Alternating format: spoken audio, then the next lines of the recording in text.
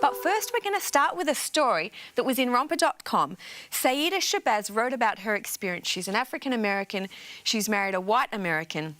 And she's very frustrated at all the comments coming her way about her child, her son, who is paler than her, and people questioning whether she's the nanny, if he belongs to her, or her being ignored when she's out with him.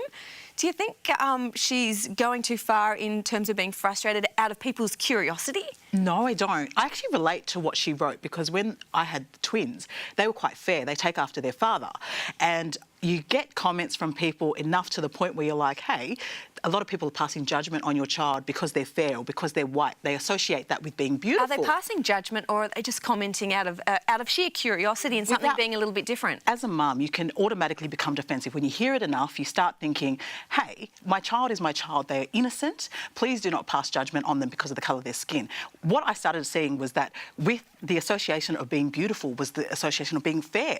So then I started thinking, I don't want my children raised up to think just because you're fair or white, you're beautiful. I think for this mom, I think one of the big issues for her is that she knows she wakes up at 2 o'clock in the morning to take care of her child. She said she carried her child for all of those years, for those months, you know. That would be horrible. It feels like years. It feels like years. Yeah, and I can identify with this. When Jax was quite young, I remember walking down the street and a guy asked me if I was babysitting. And he's like, oh, is that your child? Are you babysitting? So I think it is. I mean, you are taken aback because you're like, I'm the one taking care of this child. Like, you feel so much love for that kid. You can't believe, first of all, you can't believe that someone has the audacity, who you don't know, to say something to you like that in the first place. So, but like from a different, it's happened to me before, but let's not focus on that. What I'm thinking about more is, what if the child really isn't yours, in the sense that you've adopted the child?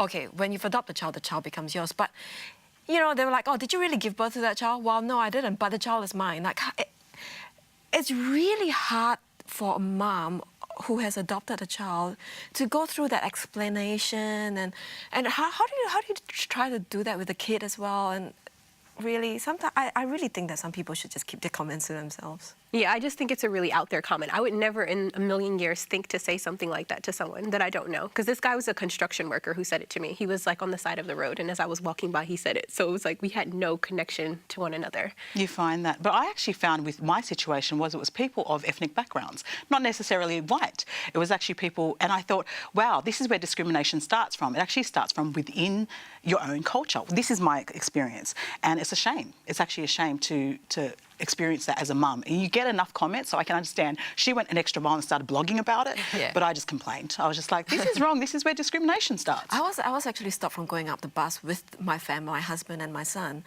who was pushing the pram because they thought I didn't belong to that family, and so they actually stopped me from going up the bus. Wow. But I think it can happen to other parents as well. It's not just a racial thing as well. Sometimes parents don't look like their kids, and they can get those comments. Well, look, my oldest daughter doesn't look like me or my husband, and we often have people say, oh, who does she look like? You know, questioning. But it can happen in other circumstances as well. Like, I know a lady, she's an older mum, and she's got a young son, and people often refer to her as the grandmother, and she's the mum, and, you know, you can see that... Does she take offence to that? You can see that it hurts, but, you know, she understands that people see it that way, but yeah, she is offended, like she's hurt, yeah. It just goes down to the fact that we really pass judgments really quickly based on appearances. I think we all turn into kids again because kids say whatever's on their mind, so somehow adults just revert back and just say whatever's in their head, and it just comes out their mouth. Well, I guess it's just a lesson for us all to think twice before we speak, maybe.